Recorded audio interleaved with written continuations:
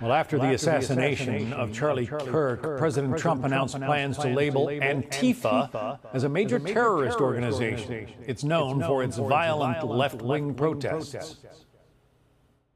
We're going to do a big thing with respect to Antifa. Antifa causes tremendous incitement, and the things they say and the things they do are horrible. Antifa is an ideology in large part, but it's also true that there are groups that organize themselves and call themselves Antifa, right? They march and chant Antifa. They have black bloc as basically their uniform.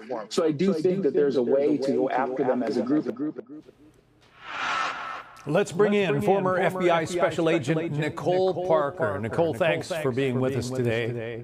So the president wants to go after Antifa. They are to be designated as a domestic terrorist organization. What are the problems you see with this designation? Well, first of all, just talking about Antifa, I think the term is thrown out in general terms quite often, especially since the summer of 2020, when we saw those awful protests and riots that overtook our nation for months.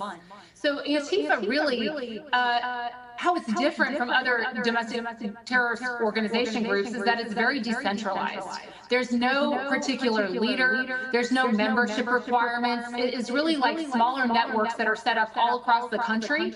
And so, first of all, the decentralization of the movement does make it more difficult. I also think it's important to note that you're right. These tend to be the far left individuals. They are usually anarchists, communists, socialists. They are anti-capitalist.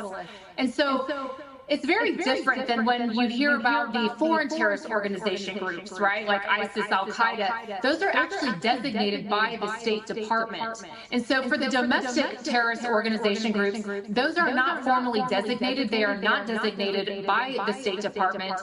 And so it's a very different set of circumstances that you're looking at.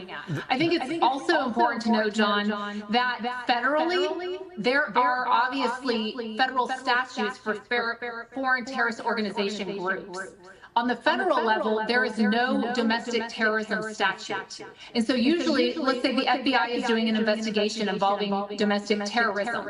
You will have to go in and find an actual statute. A lot of times it's hate crime, violent crime, things of that sort. Those sort of statutes would be what you would charge if you're doing a domestic terrorist type of investigation, as opposed to the foreign terrorist organizations.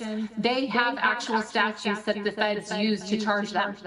It's also important to note that on the state level, there are 32 states and D.C. that do have state laws that criminalize domestic terrorism. So there are a lot of things that you're looking at, but when you're asking what the difficulties would be, I think the lack of the centralized structure, and that, you know, these groups kind of offshoot all over the country. Different countries have different Antifa groups, but there is a commonality. A lot of them tend to be involved in things like protests, doxing, violence. And so I think with the assassination of Charlie Kirk, it is of importance to President Trump that something like this never occurs again. And I don't think that President Trump is saying directly, yes, this was caused by Antifa. That is not what President Trump says. I think in light of what this horrible tragedy was that never should occur in America, we should never, ever be using violence to solve our grievances.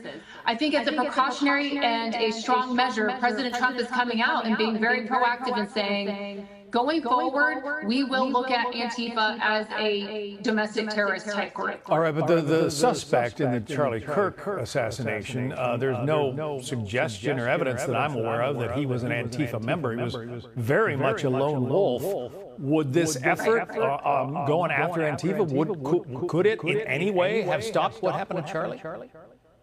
That's a great question, and again, I want to clarify. I don't think President Trump made a direct line and said this person was part of Antifa. I did not hear President Trump say that. Like I was saying, I think he's proactively taking measures to those that may want to cause or incite violence on the left side. Look, we are going to look strongly into this, and I think also having worked for the FBI, when you get a directive, I can tell you in the summer of 2020, I was not aware of really any investigations into the riots and the protests and the violence from the summer of 2020. That really wasn't something that we ever heard about happening at the FBI. In fact, we heard of cases that were immediately shut down by federal prosecutors that many FBI agents thought should have been worked. And so I think it's really just putting out a message. Political violence is not going to be tolerated, no matter who it's caused by, whether it's a lone offender or whether it's Antifa or whoever it might be on either side of the political spectrum. It is unacceptable, and this is not the way that we should be living in this nation. There should be no room or place for that. Charlie Kirk's assassination never should have happened. It cannot happen again on either side of the political spectrum. National Police Association says there were 574 violent riots in this country in 2020. More than 2,000 people hurt. One ex-police officer, David Dorn, was killed, and more than $2 billion in damage. Nicole Parker, we have to leave it there. Thank you.